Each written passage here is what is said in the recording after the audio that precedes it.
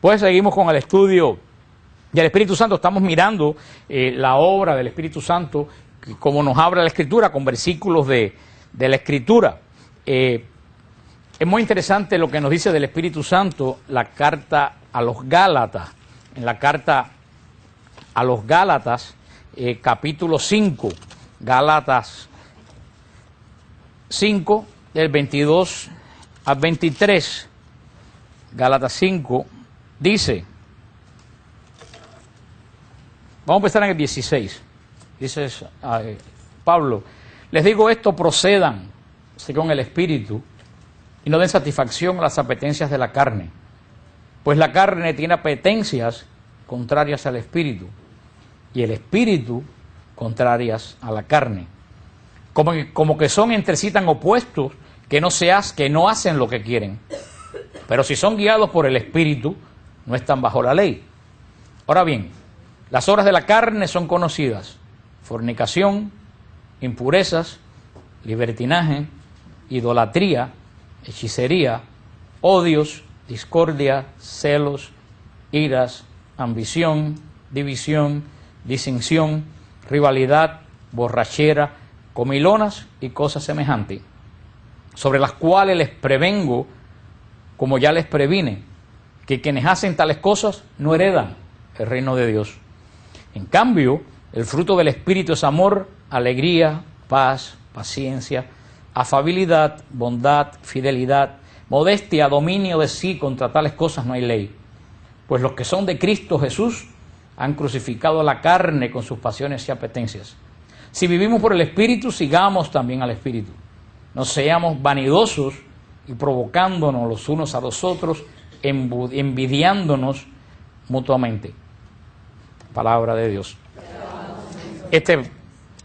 Yo les pongo a ustedes de tarea que esta semana estudien este capítulo 5 de Gálatas, de 16 en adelante, capítulo 5 de Gálatas, 16 en adelante, porque eso es algo de lo que nosotros en este ministerio nos hemos enfocado y hemos hablado continuamente. Los que viven en la carne y los que viven en el Espíritu. Eso hoy en día es esencial. Cuando San Pablo se refiere a la carne, no se refiere a la epidermis, como ahorita fue más específica, no encontraba la palabra, hágase que de la epidermis. Carne se refiere, Pablo, a las personas que viven como animales. Esos son de la carne. Dice San Pablo, después de Cristo solamente hay dos tipos de personas. Porque el hombre somos de condición, aunque somos humanos, somos hijos de Dios, toda esa cosa que después todos sabemos, después lo voy a explicar, pero nuestra condición es animal. De toda la creación somos el más perfecto de todos los animales, pero como dice el refrán, siempre, ¿cómo es? Tiende al monte, ¿qué es lo que tiende al monte?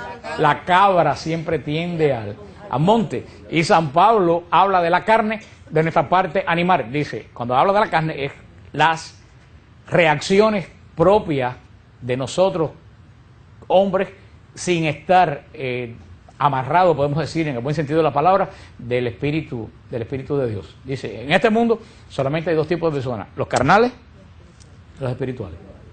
Hay gente que se creen que porque van a la iglesia el domingo a misa y echan $1 en el cepillo son espirituales. Hay gente que se creen que porque están bautizados son espirituales. Nada que ver. Por supuesto que la gracia que reciben en el bautismo te ayuda a ser espiritual. Pero la persona espiritual, la persona carnal, se identifica por sus acciones. Yo siempre se lo he dicho a ustedes, si hay una persona de la Trinidad que se nota, es el Espíritu Santo. Tú puedes decir que tú amas al Padre, que tú recibes a Jesús, no se nota. Cuando tú recibes el Espíritu Santo, se nota. Porque el Espíritu Santo se nos da para que nosotros demos testimonio de Jesús al mundo. Y por eso tú ves una persona y te das cuenta cuando recibe el Espíritu Santo, porque la vida de esa persona comienza a cambiar. A mí me gusta siempre poner ejemplos. Ahorita conoce el personaje, pero cualquier alusión con persona viva o media viva es pura coincidencia. Una vez llegué a trabajar con Olguita, y Olguita era mi jefa, una gran jefa. Olguita siempre lo reconozco. La única jefa que nunca me fajaba. Yo llego el primer día de trabajo, abro mi máquina. Cuando eso no había todavía ni computer, ni había eso fue en el siglo pasado. Le quito la capota a la máquina de escribir. Eran unos partitions así que habían. Me pongo a escribir y me dice la persona que estaba de lado de acá, ten cuidado con la gorda aquella que está allí, que es terrible.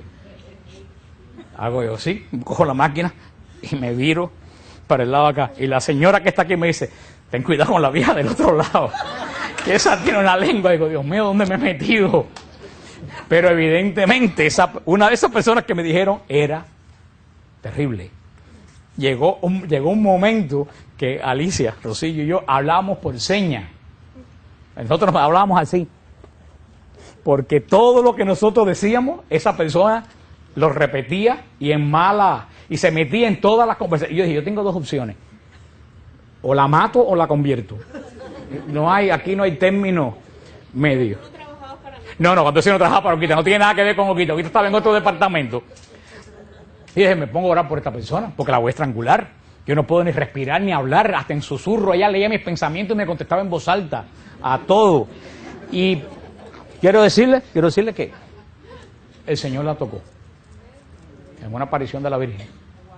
Y lo primero que la gente notó, y aquí te testigo, es que ¿qué le pasó a esa mujer? Que ya en vez de meterse con la gente de forma brete, nada más que la locura le siguió, porque la locura nunca cambia. Pero ya como Rubén se volvió con una santa locura.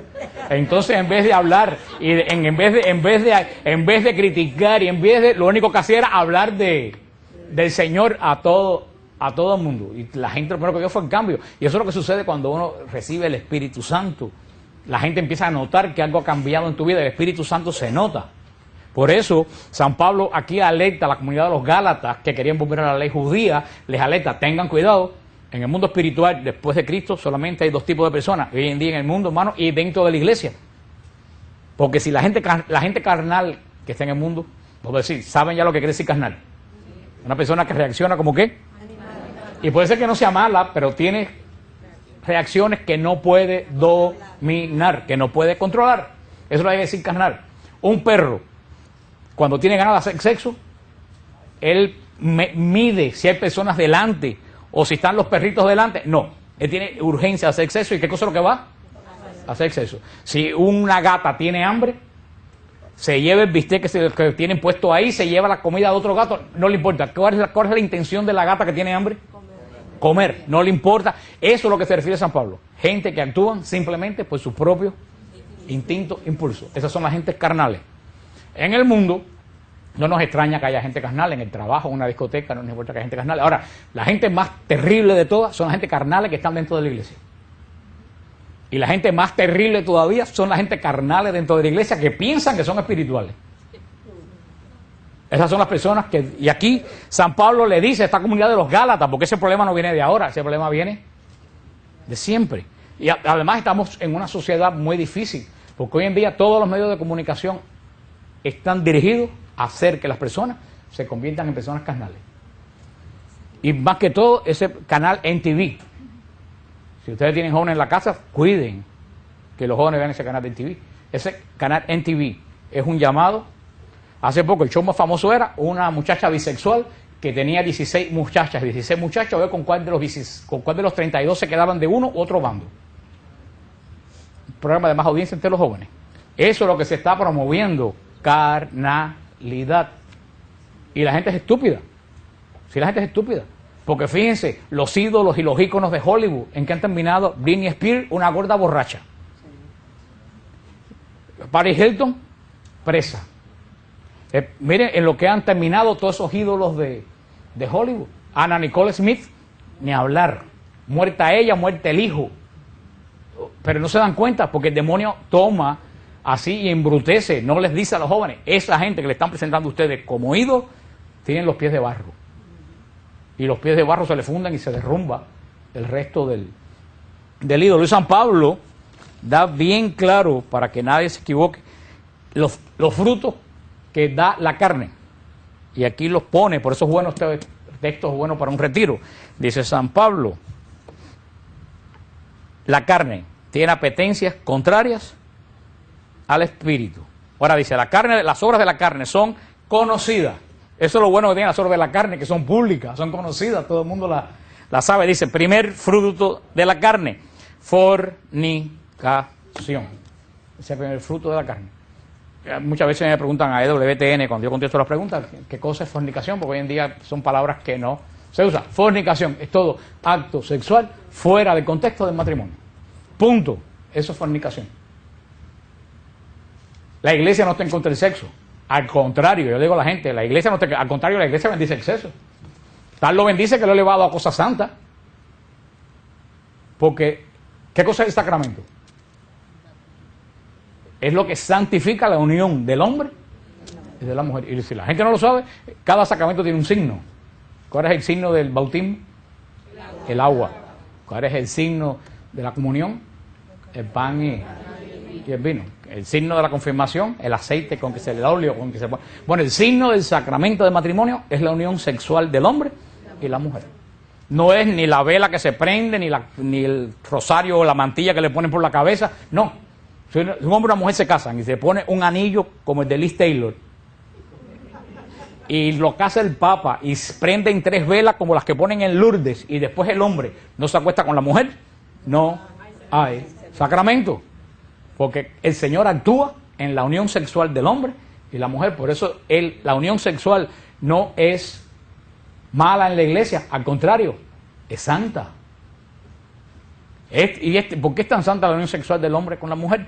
Porque es cuando el hombre y la mujer, créanlo o no, se asemeja más a Dios. Porque es cuando único el hombre y la mujer pueden crear vida.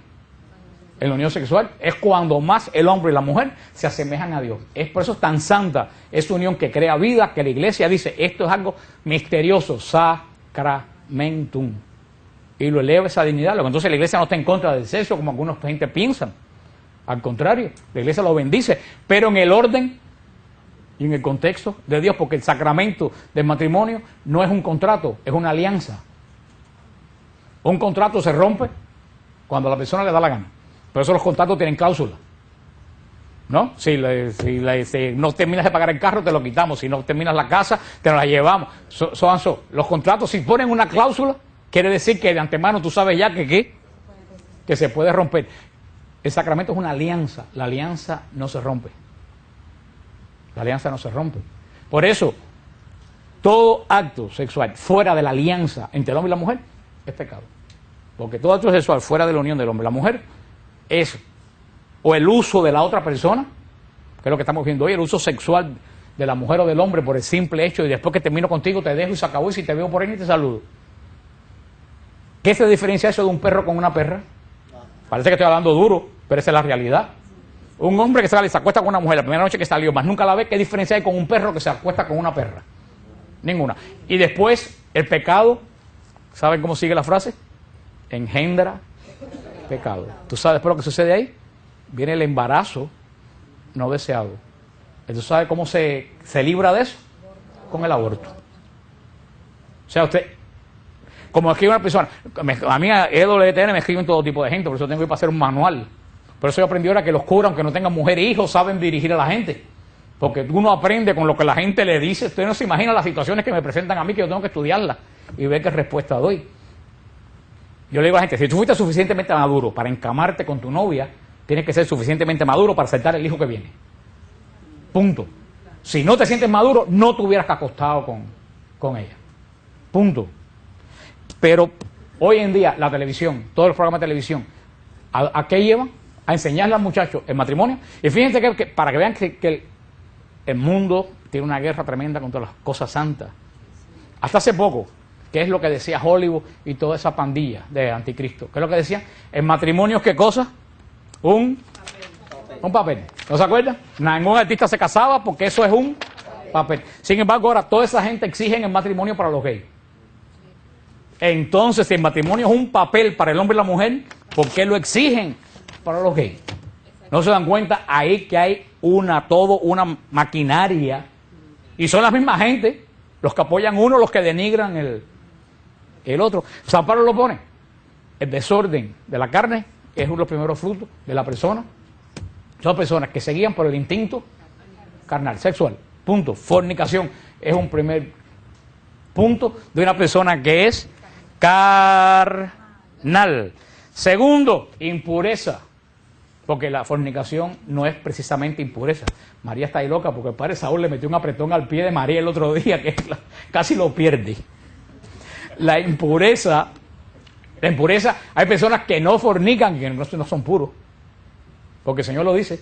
Y se lo dice a los hombres porque ese era el contexto de Israel. Esa cosa es impensable que un judío se refiriera a esta cosa de la mujer, porque la mujer en Israel era muy respetada. Por eso Cristo se dirige a los hombres, que eran los que andaban por la calle, los que tenían más oportunidad de comportarse como perros. Pero hoy en día somos unisex. Así que esto se aplica. Cristo lo dice, el que codicia a la mujer de su prójimo, ya pecó.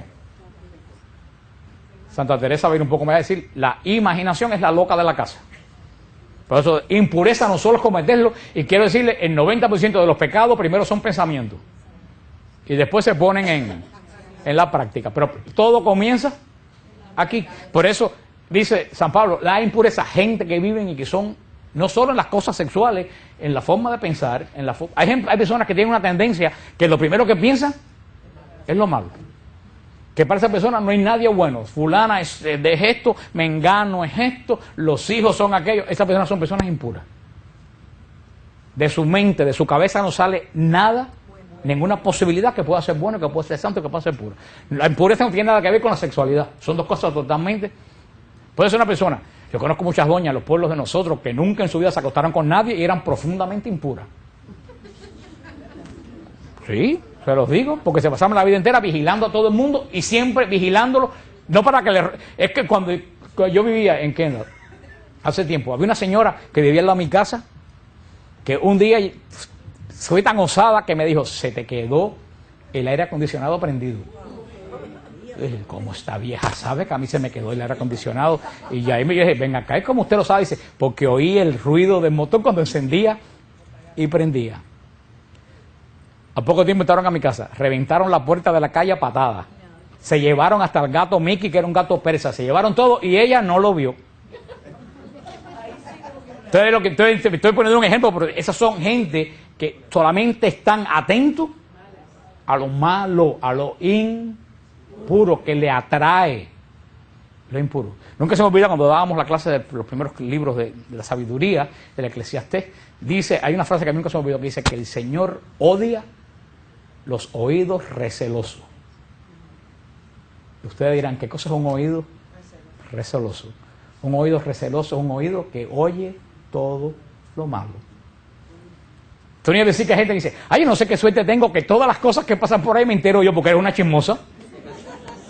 Porque todo el mundo sabe que si te llama para contarte algo positivo, tú no le haces caso. Cuando te llama y te va a contar un chisme, tú lo oyes. Tienes oídos recelosos. Y la gente lo sabe y te aumenta tu pecado, porque nadie aumenta tu virtud, pero todo el mundo aumenta tu pecado, en todos los aspectos. El borracho quiere que las demás gente sean borrachos. El drogadicto quiere que todas las demás gente sean drogadictos. Ahora, muchas veces nosotros los santos no hacemos que los demás sean santos. La fornicación, la impureza, libertinaje. El libertinaje no hay que explicarlo, pongan el televisor.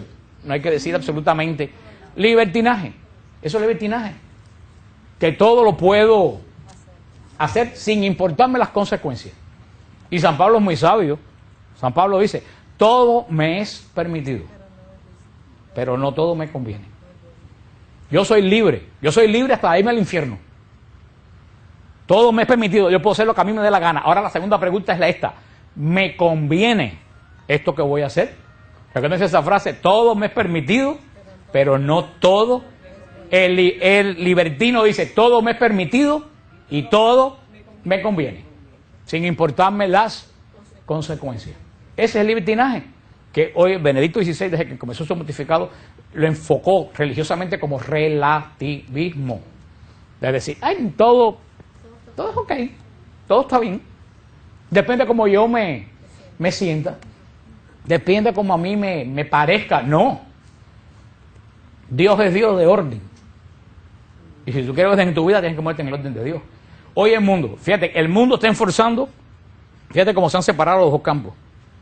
Como le expliqué a la vez del trigo y la cizaña. Ya cada vez se separa más el trigo de la cizaña. Cuando el trigo y la cizaña estén totalmente separados, vienen los ángeles del Señor y arranca la cizaña. Hasta hace poco no se sabía quién era cizaña y quién era trigo. Cada día se sabe más en la iglesia, en la familia, en la casa, en la nación, quién es trigo y quién es cizaña. Y aquí se ve el mundo, desafortunadamente, propagado por los medios de comunicación. ¿Qué es lo que están promoviendo? el libertinaje, la impureza. Muchos programas, muchos anuncios de televisión que tú ves no tienen necesidad de ser impuros. Y son impuros hasta para anunciar perfume. Fíjate que cualquier anuncio de perfume ya trae una mujer semidesnuda, cualquier anuncio. Ahora hay un anuncio de Dolce & Gabbana en la televisión, que el anuncio es 2 muchachos besándose y 2 muchachas besándose. O sea, son 2 parejas que vienen y tú piensas que se van a encontrar los muchachos con las muchachas. No, siguen de largo y se juntan el muchacho con... ¿Qué necesidad hay de pasar ese anuncio? El gobernador Arnold Schwarzenegger sacó una ley en California que le quita los fondos a las escuelas que digan que el matrimonio es la unión del hombre con la mujer. Le quita los fondos a las escuelas. Hay que quitar todos los libros que dicen que el matrimonio es la unión del hombre. Hay que decir que el matrimonio es una unión de 2 personas que quieren convivir juntas. Porque se está desde pequeño acondicionando a los niños, porque es un ataque total contra la moral cristiana. Sigue diciendo San Pablo, idolatría. ¿Qué es idolatría? Nuestros hermanos protestantes aquí caen en trance y echan espuma por la boca. Pues dice, idolatría es la estatua de Sor María de Jesús crucificado. Pero claro, los pobres, ellos tienen una cabecita muy chiquita, por eso que solamente le caben 2 ideas. Pero una persona para saber qué es idolatría, primero tiene que saber que eso es un ídolo. Porque si tú no sabes que es un ídolo, entonces tú no eres idólatra. ¿Y qué cosa es un ídolo? Un ídolo es lo que ocupa el lugar de Dios sin ser Dios. Punto. Lo que ocupa el lugar de Dios sin ser Dios es un ídolo. Yo hasta ahora no he conocido a ningún católico en sus cabales que piense que ese cuadro de Sor María de Jesús crucificado es Dios. O que piense que esa estatua de la Virgen de la Rosa Mística es Dios poderoso y que tiene todo poder sobre el cielo, la tierra y los abismos. La persona que piense eso hay que llevarlo urgentemente a un psicólogo. Pero ellos piensan que nosotros somos tan estúpidos que nosotros pensamos que ese es Jesucristo de verdad. Como me llamó una vez al San Pedro que está fuera del Vaticano, se le cayó las llaves. Y me escribió uno, oye, ¿me viste? Ahora las llaves de Pedro, ¿quién la tiene? Porque se les cayó. Bueno, ¿tú te das cuenta que eso es una estatua de mármol? Que las llaves de Pedro es algo espiritual. A mí me da pena, a mí me dan email de protestantes que yo borro porque me da pena el IQ intelectual de esa gente. Por eso tengan claro, para saber qué es idolatría hay que saber qué cosa es un ídolo. Y un ídolo es lo que ocupa el lugar de Dios. ¿Y cómo sabemos que lo que ocupa el lugar de Dios es ser Dios? Lo que ocupa el primer lugar de tu vida. Punto. Eso es un ídolo. Si lo que ocupa el primer lugar de tu vida no es Dios, tú tienes un ídolo. Y una cosa buena puede ser un ídolo. Esos son los ídolos peores.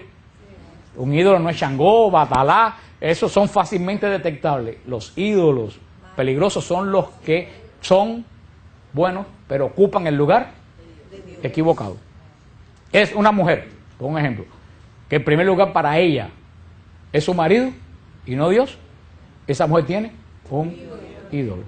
Entonces esa mujer va a ser más mujer que madre y que familia. Todo su primera atención, ¿a quién va a ser? A marido. Lo mismo puede pasar con un hombre que todo lo que el primer lugar de su vida sea su hijo varón. Ese hombre va a ser más padre que marido. Y el muchacho va a estar muy bien atendido y la mujer va a estar desatendida totalmente, porque el primer lugar de su vida es puede ser un hombre o una mujer que el primer lugar sea su trabajo y no le importe más nada que su trabajo y que la familia y lo demás venga después. La familia va a estar desatendida, o sea, ídolo es la sexualidad que ocupa el primer lugar de tu vida, el dinero, que a mí lo importante es hacer dinero, a mí no me importa lo demás, ya veré cómo lo resuelvo. Una cosa buena puede ser ídolo cuando ocupa el primer lugar sin ser Dios. Cuando Dios ocupa el primer lugar de tu vida, la mujer sabe cuando tiene que ser mujer y cuando tiene que ser madre.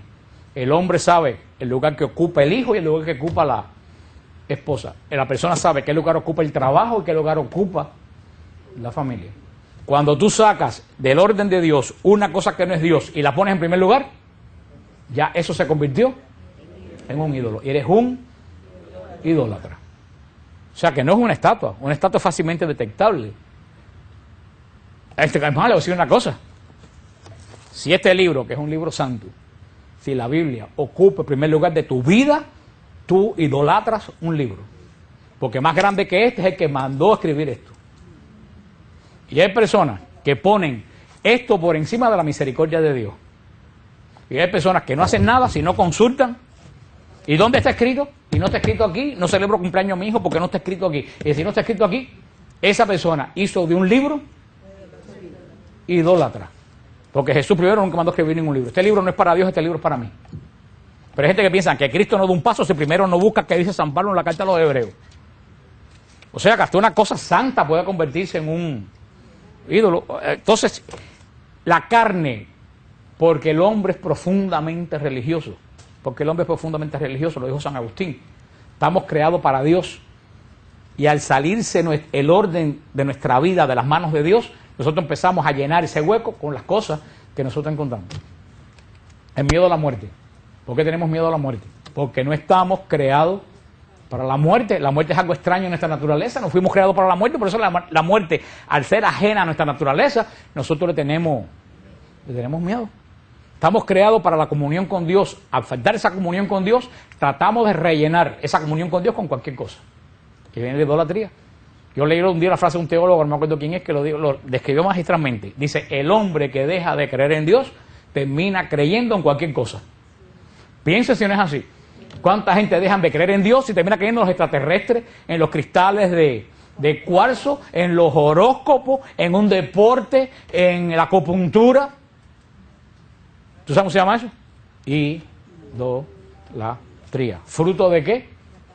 De la carne que no tiene control del espíritu. Hechicería.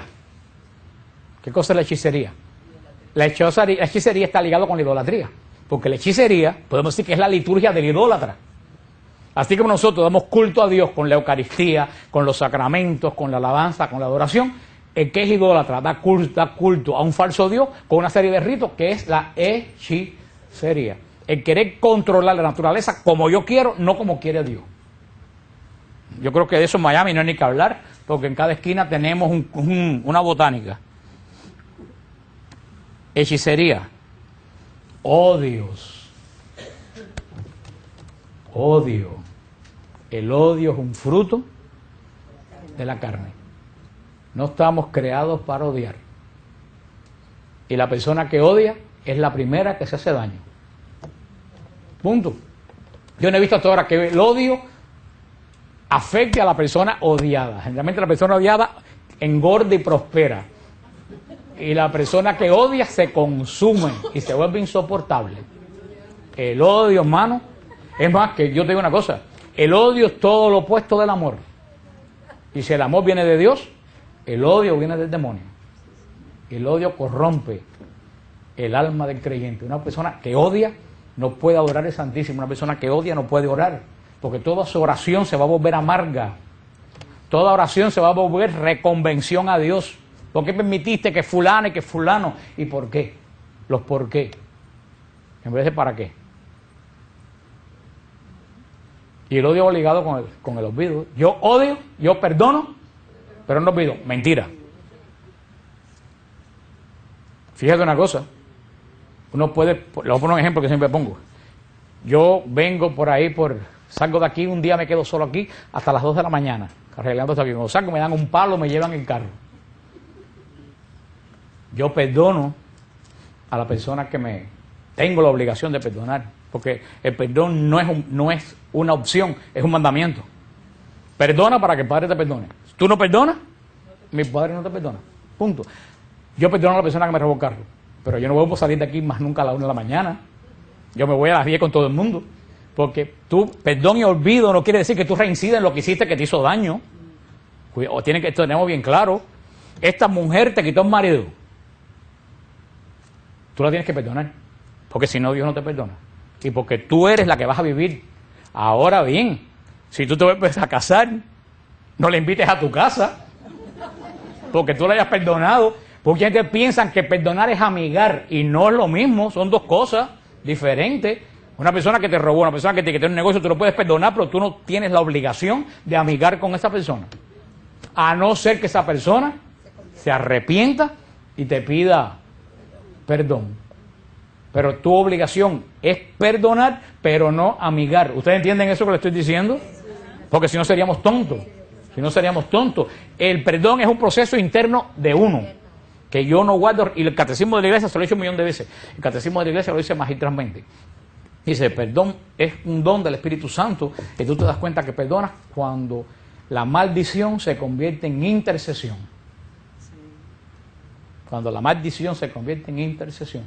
Dice, tú antes ves a una persona que te hizo daño y dices, ojalá que la coja una guagua, ojalá que se la lleve un tornado, ojalá que la deporten, que venga inmigración y la cargue. Tu odio se transmite en ¿qué? En mal. Cuando tú recibes el Espíritu Santo y ves a esa persona, entonces tú dices, Señor, perdónala. Tócale el corazón para que cambie y reconozca el mal que hizo. Si tú hiciste ese cambio en tu vida, tú estás en un proceso de conversión. Pero eso solamente lo logra el Espíritu Santo. Hermano, de verdad, una persona que odia no cabe en la presencia de Dios, porque Dios es totalmente amor. Una persona, el odio y el amor es como si tú tratas de poner dos imanes que tienen la misma, se repelen totalmente. El odio es un fruto de la carne. Idolatría, hechicería o discordia.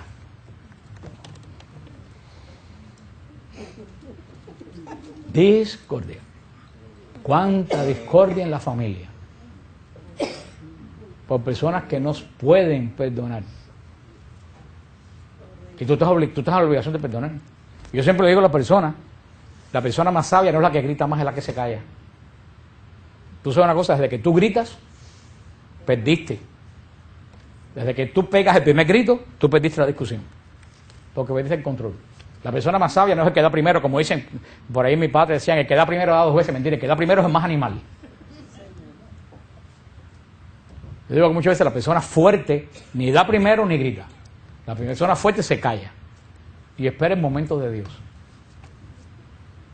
Como así es el caso que muchas veces hablamos sin hablar y promovemos discordia. Y una vez el padre Consuelo en un discurso allá en San Gil lo dijo, hay palabras que son como las plumas de una gallina. Cada vez que se arrancan, ya no se pueden poner otra vez para atrás. ¿Cuántas personas han estado toda la vida lamentándose de haber dicho una palabra que no pensaron? Por eso le digo a la persona, antes de echar a andar la lengua, conecte el cerebro. Muchas veces es preferible, fíjate, le digo a la gente, aunque tú tengas el 100% de la razón, si tú, eso que vas a decir, va a formar discordia, o va a quitarle la paz a alguien, aunque tú tengas la razón, el Espíritu de Dios te llama a callarte la boca y esperar el momento propicio. Discordia, los que promueven discordia viven en la carne. ¿Y cuánta discordia en los grupos de la iglesia? Por personas que viven en la carne, que si fulano no me llamó, que si fulanita no me visitó, que si fulano no me saludó, que si fulano llama a Mengana y no me llama a mí. Y generalmente la gente que más reclama son la gente que menos dan. Las personas que más exigen que la iglesia, que no lo visitaron, son la gente que jamás visitan a nadie. Hermano, una persona que vive en la carne, en un grupo de oración o en la iglesia, es 3 veces peor que en South Beach. Y tenemos una iglesia desafortunadamente llena de gente carnal. Dice después, celos. Los celos, primero que nada, es inseguridad. Una persona segura no cela. Si yo estoy seguro de que yo manejo la apologética y que yo sé lo que hago en la iglesia, a mí no me importa que vengan 100 apologistas. Es más, yo quisiera que hubieran 100 apologistas. Y ustedes lo han visto, cada vez que viene un invitado aquí, ¿qué hago yo? Me siento a oír lo que la persona tiene que decir. Pero cuánto celo que si trajeron a fulano y que si a mí me echaron a un lado, que si a mí no me llamaron, que si a mí no me invitaron, que si trajeron a fulanito que sabe menos que yo, que si llamaron a la otra que no me dijeron, porque viven en la carne. Y de verdad, hermano, cuando uno empieza a caminar en el espíritu, uno te das cuenta que tú tienes que desterrar el celo. Si tú estás seguro que tú eres buena cocinera, no importa que cualquier otra cocine, tú sabes que tú eres buena, tú sabes lo que tú dices, se perdieron mi comida. Pero sigues tu vida, eso no te amarga a mí no me invitan a un retiro, digo, se lo perdieron. Pero eso a mí no me amarga cuánto celo en la familia, cuánto celo estoy en los matrimonios por pura inseguridad. Porque créeme, cuando un hombre o una mujer va a buscar en la calle algo que en la casa no lo encontró. Lo que pasa es que es más fácil echarle la culpa al otro que a uno mismo. Que decir que falló en mi matrimonio, que falló en mi actuación en el grupo, que falló en mi familia. Es mejor decir, fulano es un sinvergüenza, fulana es una loca, la gente del grupo no... Y Monseñor lo describió una vez, dice que ese es el síndrome del divorciado. Dice, el divorciado siempre echa la culpa al otro. Dice, en la iglesia mucha gente le echa la culpa, me fui de la iglesia porque fulana, porque el cura, porque la monja, síndrome del divorcio. Dice, iras.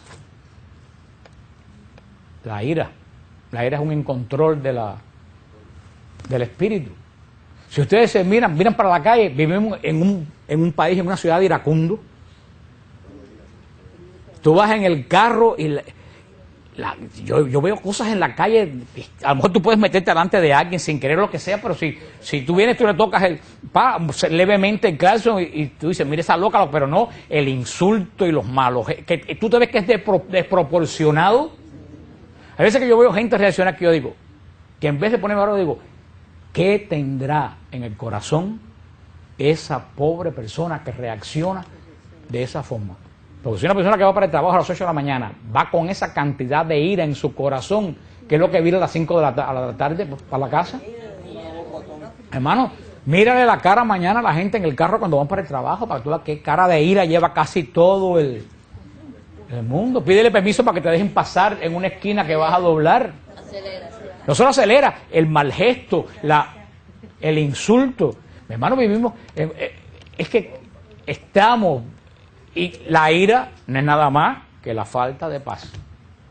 Y la falta de paz es la ausencia de Dios en la vida del ser humano, que es el único que tiene control de las emociones nuestras. Y nosotros mismos muchas veces estamos llenos de ira. Y uno tiene que pedirle al Señor, Señor, controla mi carácter. Yo cuando me rodeo todos los días aquí, le digo, Señor, controla mi carácter, controla lo que voy a decir, porque hay veces que hay gente que me sacan de quicio. Y yo me dejo llevar por la ira, entonces yo tengo que rezar para dominarme y hacer así. Aunque por dentro esté como un volcán, porque yo tengo esa obligación para mis hermanos.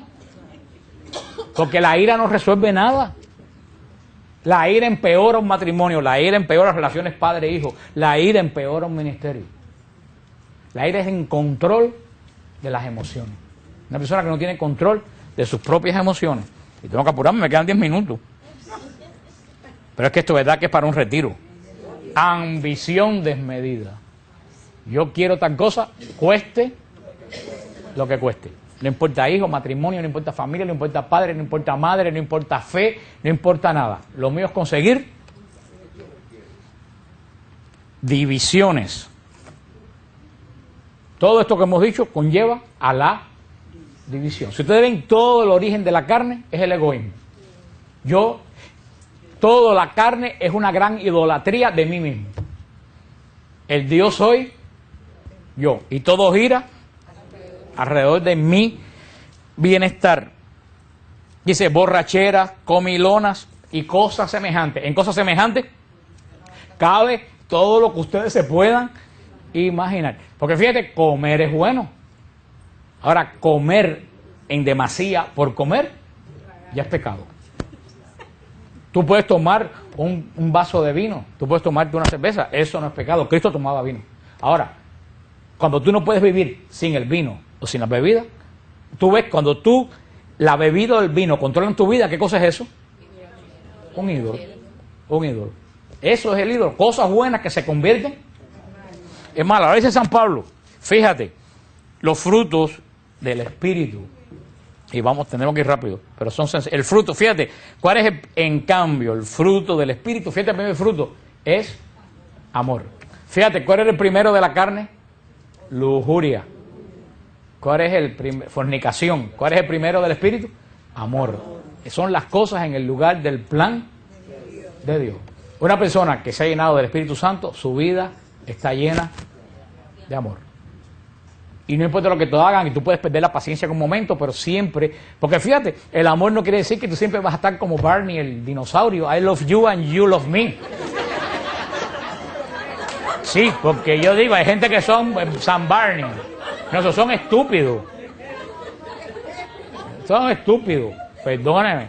Porque uno, aunque uno sea muy espiritual, siempre le quedan residuos ¿de qué? De la carne.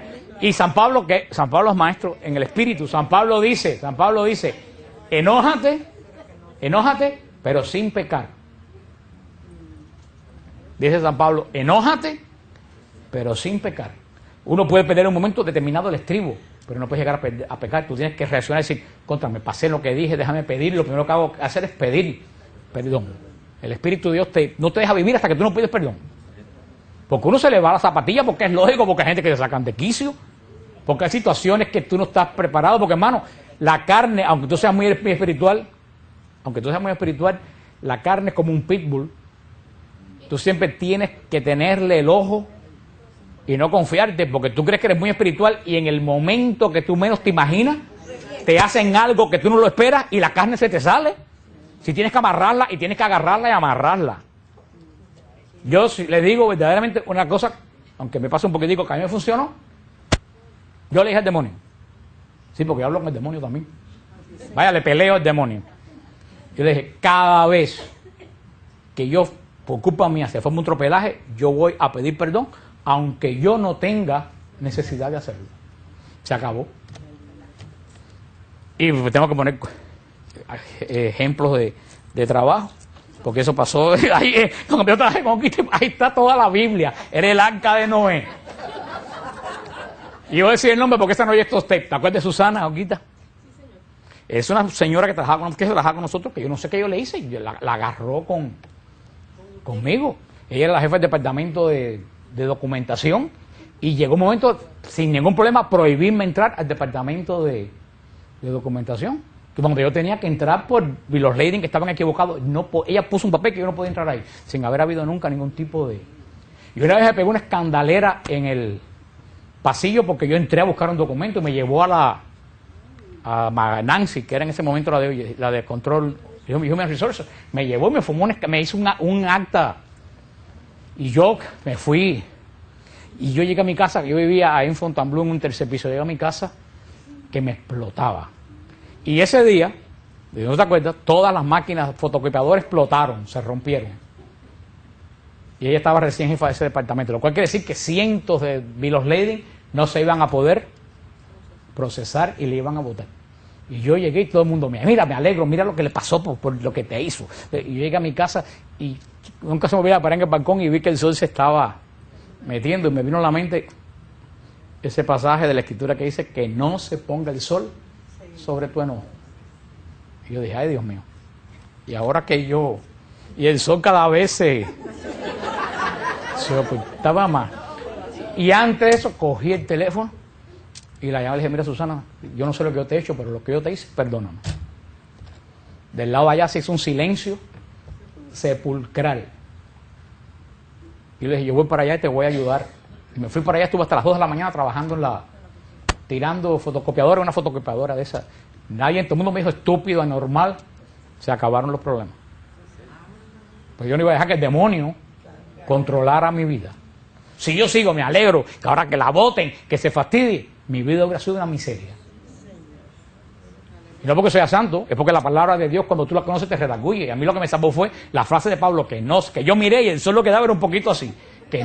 Y San Pablo lo puso.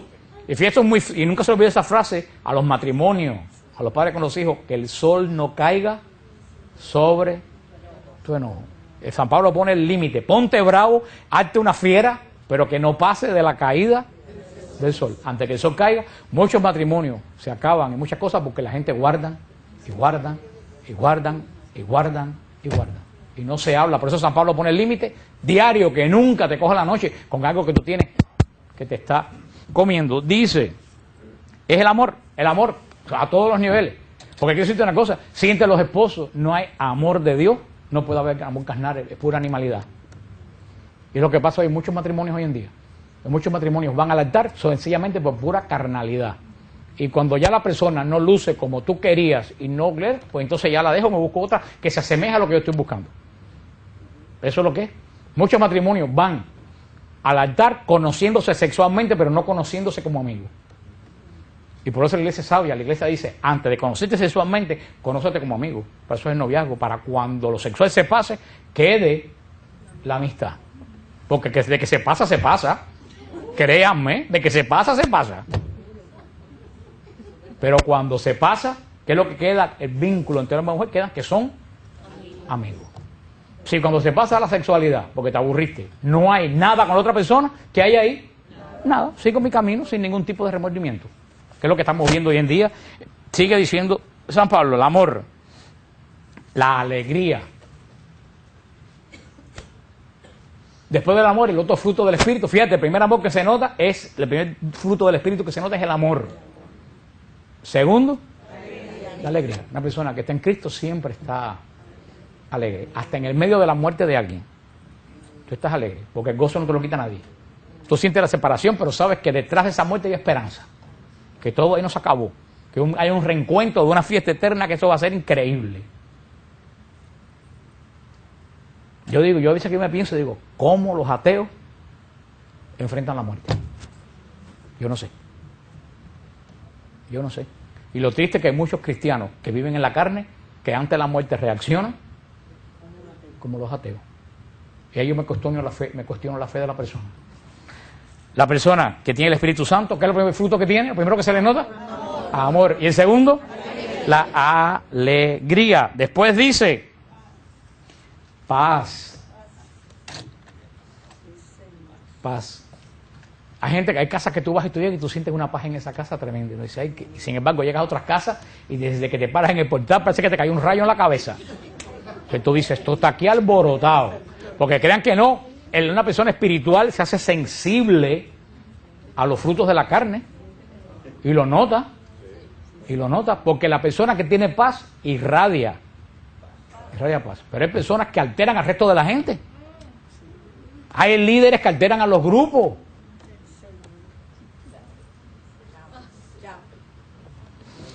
Paz, hermano. Ustedes están riendo, pero posiblemente ustedes están retratados en los frutos de la carne que yo dije. Hermano, hoy en día, no Chávez, nosotros, porque cada uno de nosotros a lo mejor es peor que Chávez. Porque no estoy diciendo por lo que dijo la hermana, pero es algo que viene bien al caso. Muchas veces en las predicaciones uno empieza a predicar a esta gente y uno empieza a pensar en otra persona. Qué bien le vendría a fulanito oír esto. Y eso es un escapismo. A fulanito no le hace falta. ¿Tú sabes quién le hace falta oír esto? A ti que estás sentado aquí. Que tú digas, ¿qué fruto de la carne tengo en mi vida yo para quitarlo? Porque el demonio nos enfoca en el otro. Ay, si fulanito le voy a comprar el tape a menganito para que lo oiga. No. A ti que estás aquí, que a lo mejor que tú le quitas la paz a todo el mundo en tu trabajo, que tú llegas. Hermano, hay gente que se especializa en quitar la paz. Hay gente que en el trabajo todo es armonía. Y hay una persona que destruyó la armonía de 10 personas. Igual pasa en la familia. Igual pasa en la iglesia. Hay gente que desde que tú lo ves, se especializa. Paz. Paciencia. La paciencia. Oigan bien, la paciencia se entiende muy fácil. Pongan la palabra al revés. La paciencia es la ciencia de guardar tu paz. Esa es la paciencia. La paciencia es que tú adquieres la sabiduría de que nadie te quite la paz. Y aunque ustedes crean que no, y de verdad que yo tengo que darme mérito yo mismo. Yo he crecido muchísimo en mi paciencia. Ustedes no se imaginan. Mildred, tú que conociste en mis buenos tiempos, Isabel, Gloria, yo he crecido, pero me tengo que dar crédito, yo me tengo que dar pellizquito en el ombligo yo mismo. Yo he crecido en la paciencia, pero tú sabes lo que me ha costado eso. Mira, muchas rodillas y darme cuenta cada vez que se pierde la paciencia de rodillas. Señor, quítame de mi vida este impulso y hazme. Hermano, paciente es aquel que no busca su tiempo, sino que espera el tiempo de Dios. Somos impacientes hasta para orar, queremos que Dios haga las cosas ya. Desbarato mi vida, mi familia en 20 años, en droga, en lo otro, y me convierto hoy y quiero que mañana el Señor ya me lo dé todo. No, hermano, si tú desbaratas tu vida en 20 años, espera otros 20 años para que el Señor lo restaure. Pero hay que veces que le ponemos límite a Dios. Paciencia. Acuérdate, uno tiene que cultivar la ciencia. ¿Y tú sabes cuáles son los exámenes de la paciencia? ¿Ustedes no saben cuáles son los exámenes de la paciencia? Las pruebas. Las pruebas. Tú crees que tú eres muy paciente, a tu vida viene una prueba y tú explotas como los fuegos artificiales del 4 de julio, perdiste el examen. ¿Y qué pasa a una persona cuando pierde el examen en la escuela? Tiene que repetir el curso, vuelves para atrás otra vez, hasta que llegue un día una prueba y tú hagas así. Y no es pasivismo, de que te diga, Señor, te la dejo a ti. Ya yo hice mi parte, arregla tú el potaje.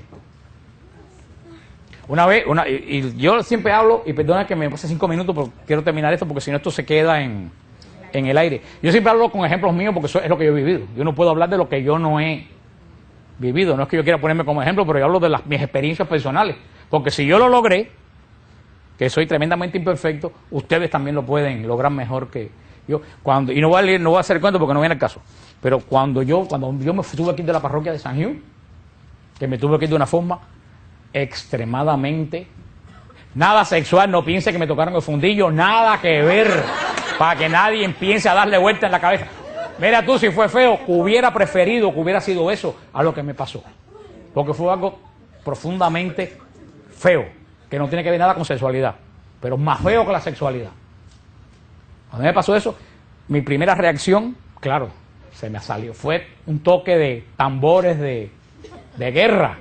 Y yo quería la bomba de Hiroshima, y yo quería escándalo con el Canal 7, con el Canal 10, abogado. ¿Y tú sabes qué? Tenía toda mi razón.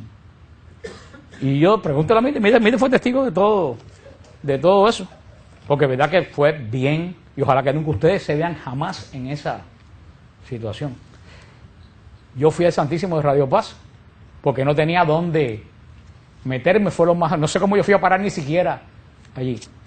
Y abrí la Biblia que tienen allí, y cuando estaba leyendo la Biblia, salió un pasaje que ni me acuerdo que el Señor dijo, tú mantén tu paz, que yo me ocupo del resto. Eso fue, y yo dije, Señor, llamé a Mildred, ¿no te acuerdas, Mildred? Llamé a Mildred, no voy a hacer absolutamente nada, voy a dejar que el Señor pelee por mí. Se acabó. Yo sé quién yo soy, y no tengo necesidad de hacer absolutamente nada, que el Señor dé mi batalla. ¿Tú sabes qué? La dio. No tuve que buscar abogados, no tuve que dar escándalos en la televisión.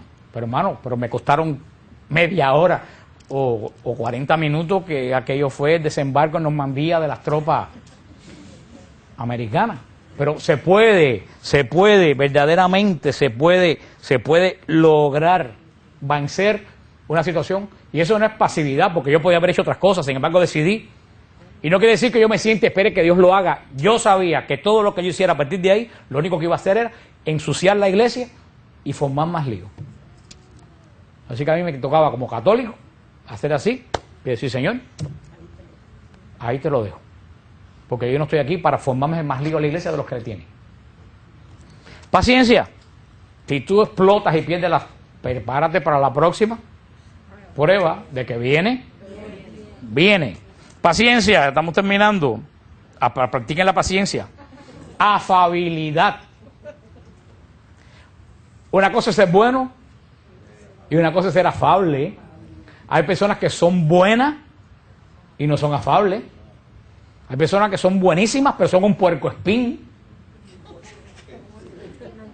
Sí. Mire, hermano, yo también te voy a poner un ejemplo. Yo he tenido que trabajar mi afabilidad, porque a veces que estoy volviéndome loco y viene alguien a contarme algo. Y entonces mi mente es decir, ¡no, para! Entonces tengo que decir.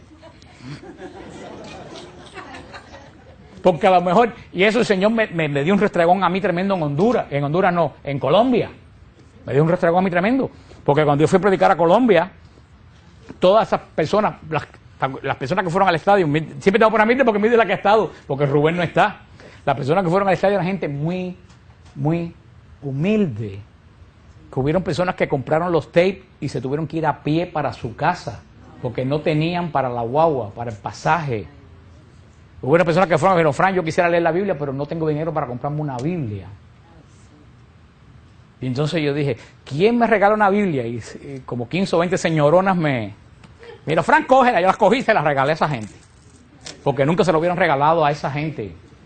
Pero esas pobres personas venían, Fran, fírmame la Biblia. Y yo cogí un monte impresionante y yo dije, pero soy yo Michael Jackson, ¿quién soy yo para estar firmando? Porque yo pensaba que eso era humildad. Yo soy humilde, ¿cómo yo voy a firmar una Biblia? Y di toda una clase de teología. Esta es la palabra de Dios, esto no se escribe, lo importante no es lo que yo escriba, lo importante es lo que está escrito aquí. Y yo me metía debajo del escenario siempre, en los intermedios, porque yo tenía que, cuando eso tenía pólipos en la garganta, yo tenía que cuidar la voz, y si yo estaba hablando durante todo el intermedio, me iba a quedar sin voz.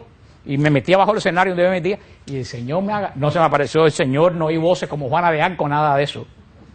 Fue una cosa, y el Señor me dijo, tú no eres humilde, tú lo que eres un orgulloso, porque posiblemente esa gente que quiere que tú le firmes la Biblia, la única cosa importante que van a tener en su vida es la firma tuya, porque piensan que tú eres algo. Y tu humildad es soberbia. Tuve que hacer así, decir, tráiganme todas las Biblias que yo las voy a... Yo creo que está mal que firmara la Biblia, porque es la palabra de Dios, pero esa pobre gente, esa gente era tan humilde que a lo mejor para ellos era algo importante de que yo les firmara la Biblia, que a lo mejor aquí es una sinvergüencería, pero para ellos no. Eso para que tú veas como muchas veces el criterio de uno no es el criterio de Dios. Y uno va aprendiendo cuando uno es dócil a la palabra, eso es afabilidad. No solo hay que ser bueno, hay que aparentar, hay que demostrar que uno es bueno. Y hay veces que te llaman hasta la casa y tú ves el coro ID y dices, no, que va, esa llamada ni loco la cojo. Y que tú sabes, esa llamada es alguien que necesita de ti. Y tú no estás siendo afable delante de Dios. Lo otro, bondad, fidelidad. Nada más que el tema en fidelidad. Fruto de la carne. Hermano, la fidelidad está en crisis. No la fidelidad matrimonial. Todo tipo de fidelidad. Nadie es fiel a nada. Todo el mundo hace compromiso. Con un coro, con un ministerio, no estoy haciendo alusión, cualquier alusión a alguien vivo, medio vivo, es pura coincidencia. Pero lo digo por mi experiencia en el coro San Gil, y testigo. Todo el mundo, no, sí, yo voy a cantar en el coro, apúntame. Va a los 3 primeros ensayos.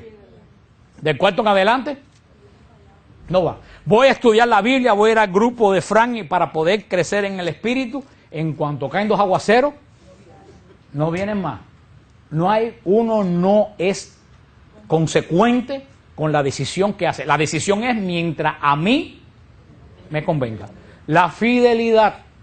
Por eso yo le digo a las personas, y mi mamá, que no sabe mucho de Biblia, pero una mujer muy santa, siempre me lo decía, uno se pone colorado una sola vez en la vida. Mi mamá siempre decía, tú comprométete a lo que tú sabes que tú te puedes comprometer.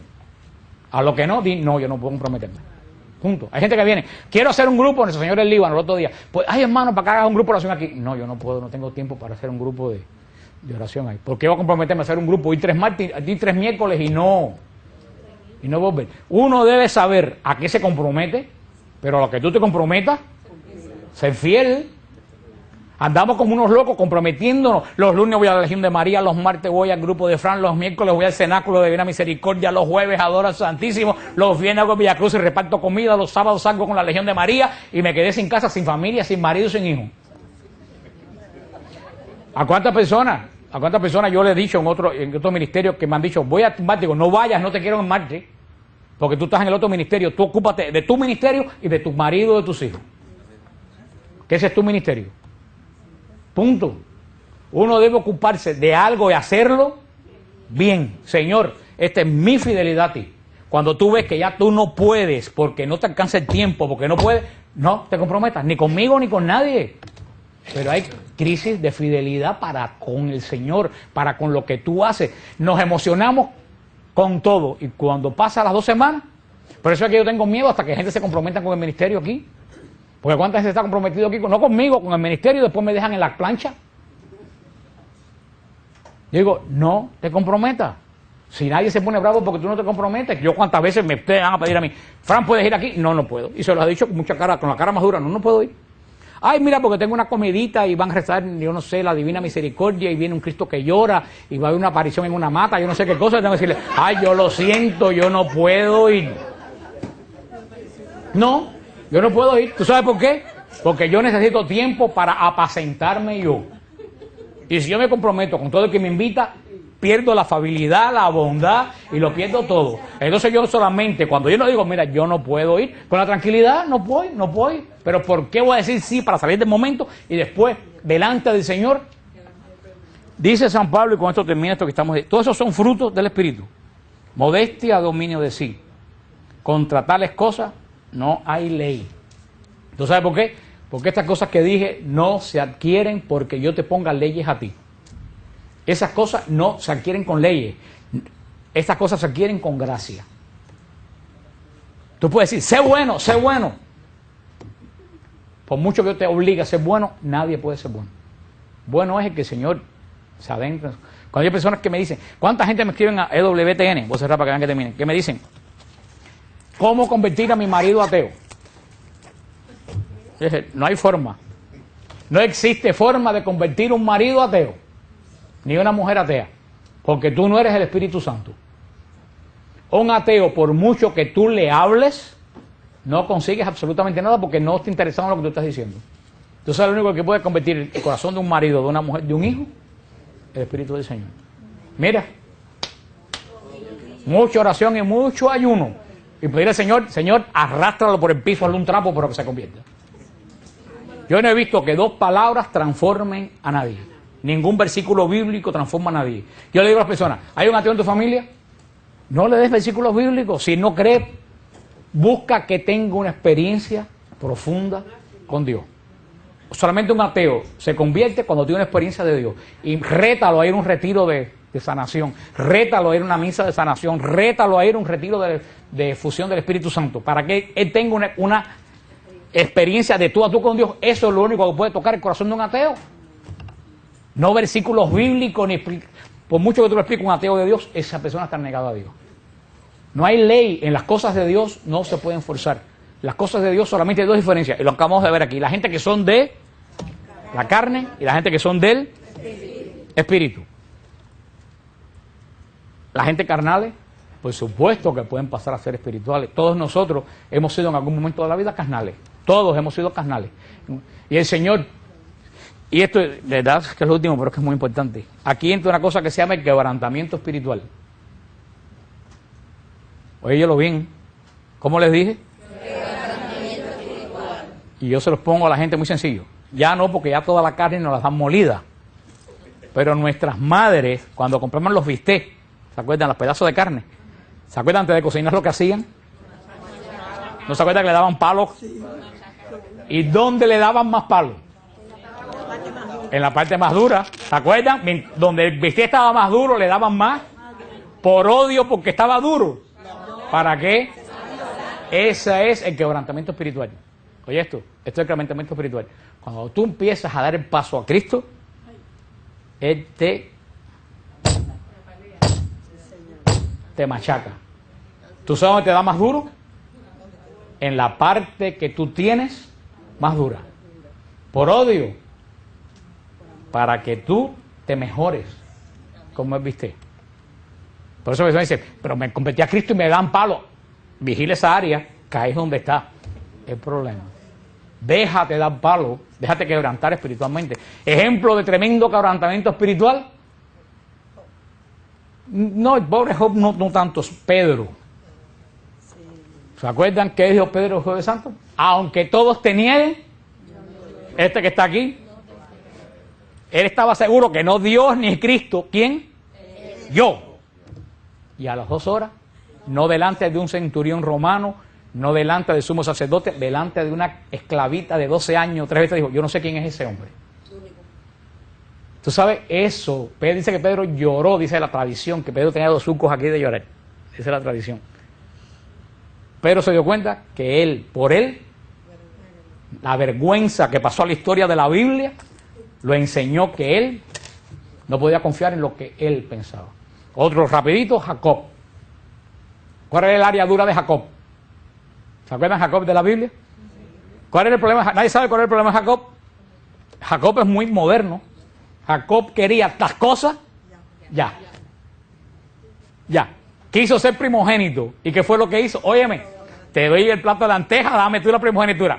Soluciones ¿Qué pasó? Ni progenitura, ni nada. Se tuvo que ir huyendo y dejarlo absolutamente todo. Llegó a casa de Labán para casarse con Raquel, que la vio y dijo, wow.